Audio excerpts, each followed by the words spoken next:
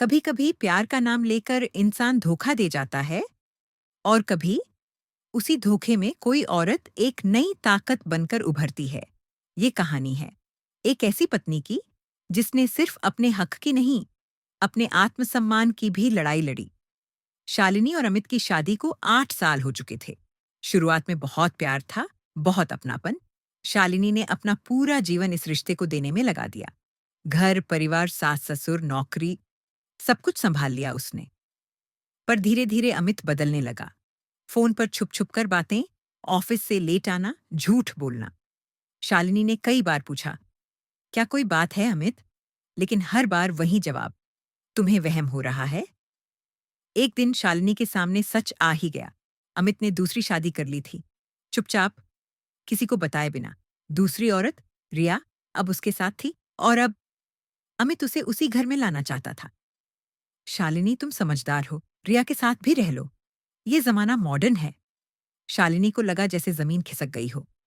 वो औरत जिसने घर को अपने खून पसीने से सींचा था, आज उसी के सामने उसका सुहाग बांटा जा रहा था।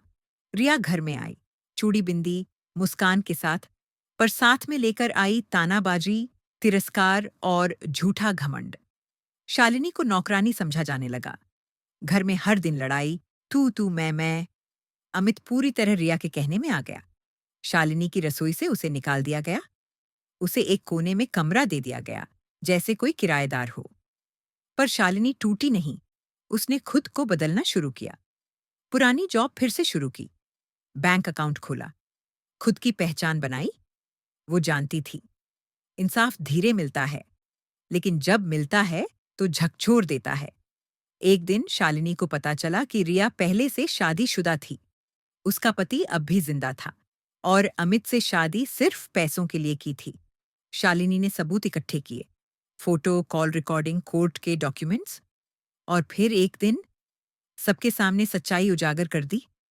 अमित सन्न रह गया। रिया ने घर से भागने की कोशिश की, लेकिन पुलिस ने पकड़ लिया। शालिनी ने तलाक का केस दायर किया और कोर्ट ने सारी जायदाद में उसका हक माना। आज शालिनी उसी घर में अकेली नहीं है। अब वो अपने सम्मान के साथ जी रही है। एक एनजीओ चला रही है, ऐसी औरतों की मदद के लिए जिनके साथ धोखा हुआ। कभी मत समझो कि चुप रहने वाली औरत कमजोर होती है। वो जब उठती है तो एक तूफान बन जाती है। शालिनी ने सिखा दिया कि प्यार में धोखा मिले तो टूटो मत, खुद को पहचानो और फिर दुनिया को दिखाओ कि औरत अगर चाहे तो इंसाफ छीन भी सकती है।